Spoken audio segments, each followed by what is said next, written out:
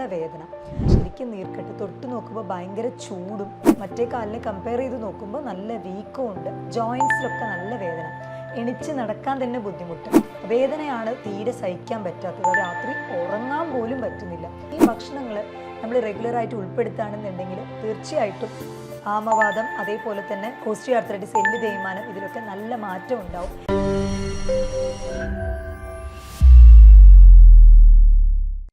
ഇന്ന് ഞാൻ നിങ്ങളായിട്ട് ഷെയർ ചെയ്യാൻ പോകുന്നത് 2 ആഴ്ച മുന്നേ നമ്മൾ കാണാൻ വന്ന ഒരു പേഷ്യൻറ്റിൻ്റെ ആ ഒരു എക്സ്പീരിയൻസിനെ കുറിച്ചാണ്. ഒരു 58 വയസ്സുള്ള ഒരു ലേഡി ആയിരുന്നു. അപ്പോൾ ഇവർ വന്നപ്പോൾ തന്നെ നടക്കാനൊക്കെ നല്ല ബുദ്ധിമുട്ടുണ്ടായിരുന്നു. അപ്പോൾ 2 പേരൊക്കെ പിടിച്ചിട്ടാണ് അവരെ സീറ്റിൽ കൊണ്ടുവന്ന് ഇരുത്തിച്ചത്. അപ്പോൾ നോക്കുമ്പോൾ മുട്ട് നല്ല വേദന, മുട്ടുവേദനയുണ്ട്, അവിടെ ശരിക്കും നീർക്കെട്ട്, തൊട്ട് നോക്കുമ്പോൾ ഭയങ്കര ചൂടും, ഒരു സൈഡ് കാല് മാത്രം നല്ല വീക്കും ഉണ്ട്, മറ്റേ കാലിനെ കമ്പയർ ചെയ്ത് നോക്കുമ്പോൾ നല്ല വീക്കും ഉണ്ട്, ജോയിൻസിലൊക്കെ നല്ല വേദന, എണിച്ച് നടക്കാൻ തന്നെ ബുദ്ധിമുട്ട്, രാവിലെ അതായത് ഉണർന്ന ഉടനെ തന്നെ രാവിലെ എണീക്കുമ്പോൾ പ്രാഥമിക കാര്യങ്ങൾ ചെയ്യാൻ തന്നെ കുറേ നേരം ഇരുന്ന് അങ്ങനെ സപ്പോർട്ടീവായിട്ടാണ് മെല്ലെ മെല്ലെയാണ് ചെയ്യാൻ പറ്റുന്നുള്ളൂ. വേദനയാണ് തീരെ സഹിക്കാൻ പറ്റാത്തത്, അതായത് ആ ഒരു നീർക്കെട്ട് കാരണം രാത്രി ഉറങ്ങാൻ പോലും പറ്റുന്നില്ല, അത്രയധികം ബുദ്ധിമുട്ട് അനുഭവിച്ചിരുന്ന ഒരു സ്ത്രീയായിരുന്നു നമ്മുടെ അടുത്ത് വന്നിട്ടുണ്ടായിരുന്നു. 58 വയസ്സായിരുന്നു. അപ്പോൾ ഇതുവരെ അവർ ടെസ്റ്റുകളും കാര്യങ്ങളും ഒന്നും എടുത്തിട്ടില്ല. ഷുഗറും ബി പി ഒക്കെ യൂഷ്വലി ചെക്ക് ചെയ്യാറുണ്ട്, അതൊക്കെ നോർമലാണ്. ബി പി എപ്പോഴും ഉള്ളതിനേക്കാളും ഒരു ലോ ബി പി ഉള്ള ഒരു വ്യക്തിയാണ്. വെയിറ്റ് ഒക്കെ നോർമലാണ്, അമിതമായിട്ടുള്ളൊരു വെയിറ്റുള്ള വ്യക്തി എന്നും പറയാനില്ല. നോർമൽ BMI മെയിൻറ്റെയിൻ ചെയ്യുന്ന ഒരു 47-48 കിലോ ഒക്കെ ഉണ്ടായിരുന്നുള്ളൂ. പക്ഷേ അവരുടെ ഈ ഒരു നീർക്കെട്ട് എന്തുകൊണ്ടാണ് വരുന്നത് എന്നുള്ളത് അറിയാണ്ട്, ചിലപ്പോൾ അവർക്ക് എല്ലിൻ്റെ തേയ്മാനമായിരിക്കുമോ, ഇങ്ങനെ ചിലത് ഉണ്ടാവാം, അങ്ങനെ പല കാര്യങ്ങളായിട്ട് അവർ ടെസ്റ്റുകളൊന്നും തന്നെ എടുത്തില്ല. അപ്പോൾ നമ്മൾ ആദ്യം തന്നെ ഇത് നോക്കിയപ്പോൾ നല്ല മുട്ടുവേദനയുണ്ട്, കൈകളിലൊക്കെ ജോയിൻസിലൊക്കെ നല്ല പെയിൻ ഉണ്ട്, മടക്കാനും നല്ല ബുദ്ധിമുട്ടുണ്ട്, അതായത് ഒരു ബോട്ടിലൊക്കെ തുറക്കാൻ തന്നെ ബുദ്ധിമുട്ട്, രാവിലെ എണീറ്റ് ഉടനെ നമ്മൾ വെള്ളം കുടിക്കാൻ എന്തെങ്കിലും ബോട്ടിൽ തിരിക്കുമ്പോൾ ചെറിയ പണികൾ ചെയ്യാൻ പോലും നല്ല ബുദ്ധിമുട്ട്, രാവിലെ എണീക്കുന്ന സമയത്ത് കുറച്ച് ഉച്ചയാകുമ്പോൾ ഇത്തിരി ബെറ്റർ ആവും, പക്ഷേ മുട്ടിലെ ആ ഒരു വേദന തീരെ മാറുന്നില്ല. അപ്പോൾ നമ്മളത് എക്സ്റേ എടുക്കാനായിട്ട് കൊടുത്തിട്ടുണ്ടായിരുന്നു. എപ്പിലാറ്ററൽ വ്യൂ എക്സ്റേ എടുക്കാൻ കൊടുത്തപ്പോൾ അതിൽ നോക്കുമ്പോൾ ജോയിൻറ്റിലുള്ള സ്പേസ് എന്ന് പറയും, നമ്മൾ 2 ജോയിൻസിന് മുട്ടിന് ഇടയിലുള്ള സ്പേസ് കുറച്ച് കുറവായിരുന്നു, അതായത് OAയുടെ ഒരു ഇനീഷ്യൽ സ്റ്റേജ് കൂടെ ഉണ്ട്, ഓസ്റ്റിയോ ആർത്രൈറ്റിസിൻ്റെ എല്ല് തേയ്മാനത്തിൻ്റെ ഒരു ഇനീഷ്യൽ സ്റ്റേജ് ഉണ്ട്.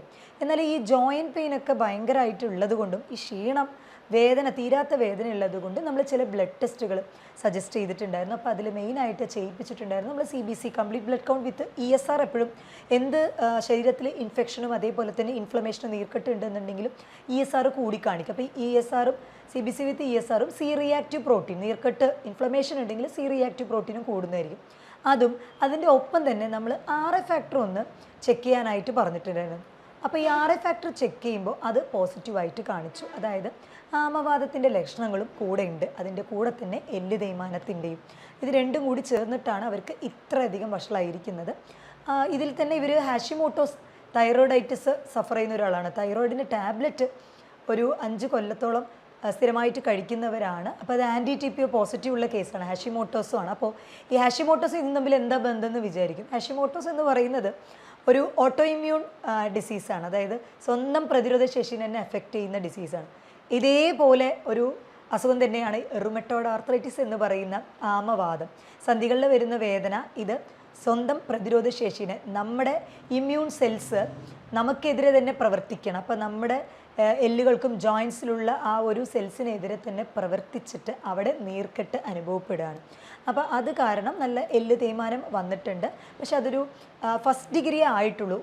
ഈ വേദന കൂടുതലും കാണുന്നത് ഈ റുമറ്റോയ്ഡ് ആർത്രൈറ്റിസ് കാരണമാണ്. അപ്പോൾ നമ്മൾ RA ഫാക്ടർ മാത്രം പോസിറ്റീവ് വെച്ച് നമുക്ക് കൺഫേം ചെയ്യാൻ പറ്റില്ല, കാരണം RA ഫാക്ടർ പല ഇതിനും പോസിറ്റീവായിട്ട് കാണിക്കാറുണ്ട്, പല മുട്ടുവേദനകൾക്കും അങ്ങനെ പോസിറ്റീവായിട്ട് കാണിക്കാറുണ്ട്, ജോയിൻറ്റ് പെയിൻസ് അങ്ങനെയുള്ളതിൽ.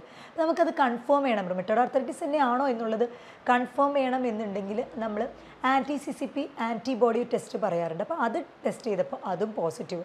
അപ്പോൾ കംപ്ലീറ്റ് റുമറ്റോയ്ഡ് ആർത്രൈറ്റിസ് ഡയഗ്നോസ് ചെയ്ത ഒരു പേഷ്യൻ്റാണ്. പക്ഷേ അവർക്ക് 2 ആഴ്ച കൊണ്ട് തന്നെ അവരുടെ വേദനയിൽ നല്ല മാറ്റം, അതേപോലെ അവരുടെ ജോലികൾ അവർക്ക് തന്നെ ചെയ്യത്തക്ക രീതിയിൽ കംപ്ലീറ്റ് ഓടി നടക്കുക എന്നല്ല, രണ്ട് പേര് സപ്പോർട്ട് ചെയ്തിരുന്ന ആ ഒരു വ്യക്തി ഒറ്റയ്ക്ക് തന്നെ തൻ്റെ കാര്യങ്ങൾ ചെയ്യാനും വേദന നല്ല തോതിൽ ഒരു 85% വേദന കുറയ്ക്കാനും സാധിച്ചു. അപ്പോൾ അതിന് ഞാൻ അവർക്ക് പ്രത്യേകം ഭക്ഷണങ്ങൾ റെഗുലേറ്റ് ചെയ്യാനായിട്ട് പറഞ്ഞിട്ടുണ്ടായിരുന്നു. ഒരു 5 ഭക്ഷണമാണ് ഞാൻ ആ 2 ആഴ്ച റെഗുലറായിട്ട് എന്തായാലും എടുക്കാനായിട്ട് പറഞ്ഞിരുന്നത്. അപ്പോൾ അതിൽ മെയിനായിട്ട് വരുന്ന ഭക്ഷണം എന്ന് പറയുന്നത് ആദ്യത്തെ നമ്മൾ ചീരയിൽ കെംഫറോൾ എന്ന് പറയുന്ന ഒരു ആൻറ്റി ഇൻഫ്ലമേറ്ററി പ്രോപ്പർട്ടി വളരെയധികം കൂടുതലുണ്ട്. അപ്പോൾ അത് ഭക്ഷണത്തിൽ ഉൾപ്പെടുത്തുമ്പോൾ നമ്മുടെ നീർക്കെട്ട് കുറയ്ക്കാനായിട്ട് ഏറ്റവും സഹായകരമാവുന്ന ഒന്നാണ്. സോ 5ാമതായിട്ട് 5th ഞാൻ തുടങ്ങുകയാണ്. അപ്പോൾ ആദ്യം കൊടുത്തത് നമ്മുടെ ചീരയാണ്. അതിനുശേഷം പശുവും പാൽ. ഈ പശുവും പാൽ പൊതുവേ കാൽഷ്യം അധികം അടങ്ങിയിട്ടുള്ളതും നമുക്ക് വിറ്റാമിൻ ഡിയും ചെറിയ തോതിലുണ്ട്. അപ്പോൾ കാൽഷ്യം ഫോസ്ഫറസും അധികം അടങ്ങിയിട്ടുള്ളത് കൊണ്ട് തന്നെ നല്ല പശുമ്പാൽ 1 ഗ്ലാസ് എടുക്കുന്നത് നമുക്ക് 300 മില്ലിഗ്രാം കാൽഷ്യം വരെ 1 കപ്പ് എടുത്തു കഴിഞ്ഞാൽ നമുക്കതിൽ നിന്നും കിട്ടും. അപ്പോൾ രാവിലെയും വൈകിട്ടും അത് എടുക്കാനായിട്ട് പറഞ്ഞിട്ടുണ്ടായിരുന്നു. പക്ഷേ പാൽ എടുക്കുമ്പോൾ ശ്രദ്ധിക്കേണ്ടത് അതിൽ പഞ്ചസാരയോ അല്ലെങ്കിൽ അത് ചായയായിട്ട് കുടിച്ചുകൂടെ ഡോക്ടറെ, അത് കോഫിയായിട്ട് കുടിച്ചുകൂടെ എന്ന് പറയുമ്പോൾ അങ്ങനെ പറ്റില്ല. കാരണം ചായയിൽ ടാനിൻ്റെ കണ്ടൻറ്റ് കൂടുതലാണ്, കോഫിയിലെ കഫൈൻ കണ്ടൻറ്റും. ഇത് രണ്ടും പാലിൻ്റെ ആ ഒരു പ്രോപ്പർട്ടി അതേപോലെ കിട്ടില്ല. ന്യൂട്രീഷൻ വാല്യൂ അതിൻ്റെ ഒരു പോഷകം കുറഞ്ഞിട്ടാണ് നമുക്ക് കിട്ടുക. എസ്പെഷ്യലി ടാനിനൊക്കെ അസിഡിറ്റി കൂട്ടും. ദഹനത്തിന് ബുദ്ധിമുട്ടുള്ളവർക്ക് തീർച്ചയായിട്ടും ആ ഒരു ബുദ്ധിമുട്ടും കൂടെ ഉണ്ടാവും, ടാനിൻ കണ്ടൻറ്റ് അമിതമായിട്ടുള്ള. അപ്പോൾ പാല് അതേപടി എന്നാൽ ഷുഗർ ഒന്നും ആഡ് ചെയ്യാതെ. എന്താ കാരണം എന്ന് വെച്ചാൽ ഷുഗർ അമിതമായിട്ട് കഴിക്കുമ്പോൾ നീർക്കെട്ട് കൂടും. അപ്പോൾ പഞ്ചസാര പരമാവധി ഞാനത് കട്ട് ചെയ്യാൻ തന്നെ പറഞ്ഞു. പരമാവധി എന്നല്ല, 2 ആഴ്ച അവർ പഞ്ചസാര കംപ്ലീറ്റ് ഒഴിവാക്കിയിരുന്നു. മെയിനായിട്ട് എടുത്തിരുന്നത് ഈ ചീര അതേപോലെ പശുമ്പാൽ 2 നേരം എടുത്തിരുന്നു. പിന്നെ 3ാമതായിട്ട് അവർ എടുത്തിരുന്നത് എന്താണെന്ന് വെച്ചാൽ ഞാൻ സജസ്റ്റ് ചെയ്തത് നെയ്യും വെണ്ണയും രാവിലെയും വൈകിട്ടും നെയ്യ് നന്നായി ഉരുക്കിയിട്ട് 1 ടീസ്പൂൺ വീതം എടുക്കാനായിട്ട് പറഞ്ഞിട്ടുണ്ടായിരുന്നു. ഇത് നമ്മുടെ ജോയിൻസിലൊരു ലൂബ്രിക്കൻ്റ് ആയിട്ടാണ് ആക്ട് ചെയ്യുന്നത്. നമ്മുടെ ഒരു നീ ജോയിൻറ്റ് എന്ന് പറയുമ്പോൾ ലാർജ് ജോയിൻ്റാണ്, വലിയ ജോയിൻറ്റ്സ് നടുവിൽ ഒരു സൈനോവിയൽ ഫ്ലൂയിഡ് ഉണ്ട്. നമുക്ക് ഇങ്ങനെ മടക്കാൻ പറ്റുന്നുണ്ട്. അതിൽ ശബ്ദമൊന്നും കേൾക്കുന്നില്ല എന്നുണ്ടെങ്കിൽ ആ 2 ജോയിൻറ്റ്സിന് നടുവിൽ ചെറിയൊരു ഫ്ലൂയിഡ് ഉണ്ട്, ലൂബ്രിക്കേഷൻ എന്ന് പറയും. അങ്ങോട്ടും ഇങ്ങോട്ടും ഒരതാതെ ഇരിക്കാൻ വേണ്ടിയിട്ട് ഒരു ഫ്ലൂയിഡ് ഉണ്ട്. അത് കുറഞ്ഞു വരുമ്പോഴാണ് അതിലൊരു ക്രാക്ലിംഗ് സൗണ്ട് എന്ന് പറയും, പൊട്ടുന്ന പോലെ. അപ്പോഴാണ് ഇവർക്ക് വേദന കൂടുതലായിട്ട് ഒരയുന്നത് കൊണ്ട് വേദന കൂടുതലായിട്ട് അനുഭവപ്പെടുകയും അവിടെ നീർക്കെട്ട് വരികയും ചുവന്ന് തടിക്കുകയും അതേപോലെ അവിടെ നീർക്കെട്ട് വന്ന് മുട്ടുകാല് മാത്രം വീങ്ങുന്ന ഒരു അവസ്ഥ വരുന്നത് അത് കാരണമാണ്. അപ്പം നമ്മൾ നെയ്യും അതേപോലെ തന്നെ വെണ്ണയും ഇൻക്ലൂഡ് ചെയ്യാനായിട്ട് പറഞ്ഞിട്ടുണ്ടായിരുന്നു.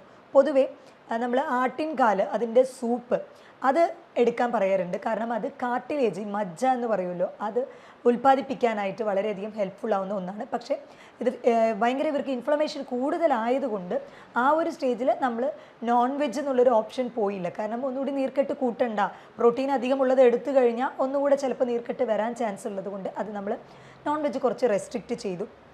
ആക്ച്വലി തുടക്ക സ്റ്റേജ് ആണ് എന്നുണ്ടെങ്കിൽ തീർച്ചയായിട്ടും ആട്ടിൻകാലിൻ്റെ സൂപ്പ് വളരെയധികം ഇഫക്റ്റീവാണ്. ഇതിൽ തന്നെ പ്ലാന്റ് പ്രോഡക്റ്റ് ആയിട്ടുള്ള നമ്മുടെ മുടവാട്ടിക്കിഴങ്ങ് എന്ന് പറയുന്ന ഒരു തരം പ്ലാന്റ് ഉണ്ട്. അതിൻ്റെ വേരിന്ന് പ്രിപ്പയർ ചെയ്യുന്നതും നല്ല ഇഫക്റ്റീവാണ്. അതും ഇതുപോലെ തന്നെ, അതായത് നമ്മുടെ ആട്ടിൻകാലിൻ്റെ സെയിം ഇഫക്റ്റ് തരുന്ന ഒന്നാണ്. ആൻറ്റി ഇൻഫ്ലമേറ്ററി പ്രോപ്പർട്ടി വളരെയധികം കൂടുതലുള്ളതാണ്. അടുത്ത ഞാൻ 2ാമതായിട്ട് സജസ്റ്റ് ചെയ്തിട്ടുണ്ടായിരുന്നത് പനീറാണ്. ഈ പനീറും നമുക്ക് കാൽഷ്യം ഫോസ്ഫറസ് വളരെയധികം കൂടുതലാണ്, ആൻറ്റി ഓക്സിഡൻറ്റ് പ്രോപ്പർട്ടിയും വളരെയധികം കൂടുതലാണ്. അപ്പോൾ പനീർ സജസ്റ്റ് ചെയ്തിട്ടുണ്ടായിരുന്നു. പിന്നെ 1ാമതായിട്ട് ഫസ്റ്റായിട്ട് ഞാൻ മെയിനായിട്ട് അവരോട് എടുക്കാൻ പറഞ്ഞിട്ടുണ്ടായിരുന്നത് പയറ് വർഗ്ഗങ്ങളാണ്. എല്ലാ വിധത്തിലുള്ള പയറ് വർഗ്ഗങ്ങൾ, പൾസസ് വെറൈറ്റീസ് എല്ലാം തന്നെ നമ്മുടെ ശരീരത്തിലെ റിയാക്റ്റീവ് പ്രോട്ടീൻ, അതായത് CRP, ഇതുപോലെ osteo arthritis, OA, rheumatoid arthritis ഇതുപോലുള്ള കണ്ടീഷൻ കാണപ്പെടുമ്പോൾ അതിൻ്റെ ഒപ്പം തന്നെ ഈ CRP ലെവൽ നിങ്ങൾക്ക് ചെക്ക് ചെയ്ത് കഴിയുമ്പോൾ അറിയാം വളരെ ഹൈ ലെവലിൽ കാണിക്കുന്നുണ്ടാവും. അപ്പോൾ CRP ലെവൽ കുറയ്ക്കാനായിട്ട് ഈ പൾസസ് എന്ന് പറഞ്ഞ നമ്മുടെ ഈ പയറുവർഗ്ഗങ്ങൾ, പൾസസ് എന്ന് പറഞ്ഞ പയറുവർഗ്ഗങ്ങൾ വളരെയധികം ഇഫക്റ്റീവാണ്. അത് തോരൻ വെച്ചിട്ടോ അല്ലെങ്കിൽ നമുക്ക് സലാഡായിട്ടോ ഒക്കെ വേവിച്ച് അങ്ങനെ എടുക്കാവുന്നതാണ്. അത് റെഗുലറായിട്ട് അവർ ഇൻക്ലൂഡ് ചെയ്തു. അങ്ങനെ 2 ആഴ്ചക്കുള്ളിൽ തന്നെ ശരിക്കും നല്ല ഡിഫറൻസ് അവരിൽ കാണാൻ പറ്റി.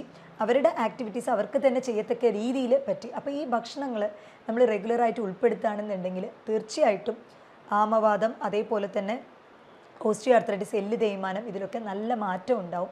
ഇനി സ്റ്റേജ് കൂടിപ്പോയതാണെന്നുണ്ടെങ്കിൽ ഇപ്പോൾ ഓസ്റ്റിയോ ആർത്രൈറ്റിസ് OAയിൽ തന്നെ ഇപ്പോൾ സ്റ്റേജ് 2, സ്റ്റേജ് 3, സ്റ്റേജ് 4 ഒക്കെ ഉണ്ടാവും. അപ്പോൾ സ്റ്റേജ് 4 ഒക്കെ ആയിക്കഴിയുമ്പോൾ ഒട്ടും അനക്കാൻ പറ്റാത്ത അവസ്ഥയാവും. ആ സ്റ്റേജിൽ എത്തിക്കഴിയുമ്പോഴാണ് നമ്മൾ നീ റീപ്ലേസ്മെൻറ്റ് സർജറി, മുട്ടുമാറ്റൽ ശസ്ത്രക്രിയയൊക്കെ ചെയ്യാനായിട്ട് പറയുന്നത്. പക്ഷേ അതിന് മുന്നത്തെ സ്റ്റേജിൽ തന്നെ നമ്മൾ കണ്ടുപിടിക്കുകയാണ് എന്ന് ഉണ്ടെങ്കിൽ തീർച്ചയായിട്ടും നമുക്ക് ഭക്ഷണം അതേപോലെ തന്നെ ആവശ്യമുള്ള രീതിക്ക് നമ്മൾ നാച്ചുറൽ ആയിട്ടുള്ള ട്രീറ്റ്മെൻറ്റ് ഒക്കെ പ്രൊവൈഡ് ചെയ്ത് തന്നെ നമുക്ക് മുന്നോട്ട് കൊണ്ടുപോകാൻ പറ്റുന്ന ഒന്നാണ്. പിന്നെ മറ്റ് ഓസ്റ്റിയോ ആർത്രൈറ്റിസിനും അതേപോലെ തന്നെ ഈ ഒരു റുമറ്റോയ്ഡ് ആർത്രൈറ്റിസിനും കമ്പയർ ചെയ്യുന്ന സമയത്ത് നമുക്ക് അവർക്കിപ്പോൾ ലേപനങ്ങളോ അങ്ങനെ ഒന്നും പുറത്ത് ഒരുപാട് തേക്കാനായിട്ടുള്ള ബാമും അതൊന്നും കൊടുക്കുന്നത് കൊണ്ടായില്ല, എസ്പെഷ്യലി റുമറ്റോയ്ഡ് ആർത്രൈറ്റിസിൽ. അതിനെന്താ കാരണം എന്ന് വെച്ചാൽ നമ്മൾ ഒരു ജോയിൻറ്റിലായിരിക്കും അത് വന്നിട്ടുണ്ടാവുക. നമ്മൾ തേച്ച് അതൊക്കെ കറക്റ്റ് ചെയ്ത് അത് വേറെ ജോയിൻറ്റിനെ എഫക്റ്റ് ചെയ്യും. റുമറ്റോയ്ഡ് ആർത്രൈറ്റിസിൻ്റെ ഒരു പ്രശ്നം തന്നെ അതാണ്.